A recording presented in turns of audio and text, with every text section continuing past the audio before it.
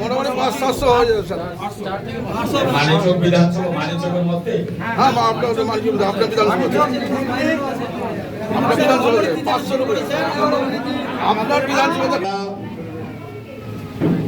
Union আছে কিনা ওটা আপনারা বলবেন। কতজন আছে নাম লিস্ট করে অঞ্চল ওয়াইজে মোবাইল নাম্বার সময় দিতে হবে। গাড়ি নাম্বার সময় গাড়ি নাম্বার হয়েছে, ট্যাক্স কাটা হয়েছে, কোথা থেকে ট্যাক্স হয়ে যাবে?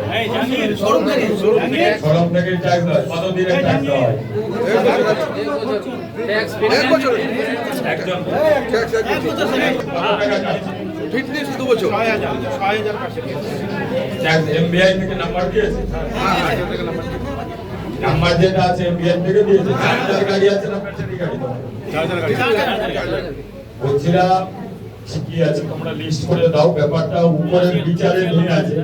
এটা যে করেছে তোমরা কি কমপ্লেন করেছো থানায়? কোথাও না। দেখো আমাদের তো একটা নিয়ম বার করেছে, কোন রুটে গাড়ি চলবে না, টোটো বন্দে ভারত অটো, সেটা একটা রুলস পাঠিয়েছে। ঠিক আছে, ওটা প্রশাসন বলবে, ওরা ব্যক্তিগত বলার অধিকার ওদের নেই।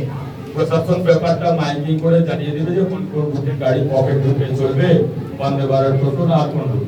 যেহেতু আমাদের পরিবহন মন্ত্রী আমাদের আছে অর্জুন সিং মহাশয়, উনি বলেছেন যে মেন এনআই চৌক বা এইচএস এর মেন জায়গা হয়তো চলবে না এই গাড়ি, সেই রুলসটাও দেখে নিতে হবে।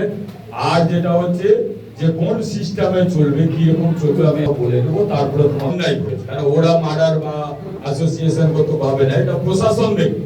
প্রশাসন রুলস বার করেছে, সরকার রুলস বার করেছে, চলবে না, কোন এনএইচে চলবে, কোন এসএইচে চলবে না, সেটা তো বলেই দিয়েছে এই জায়গাগুলো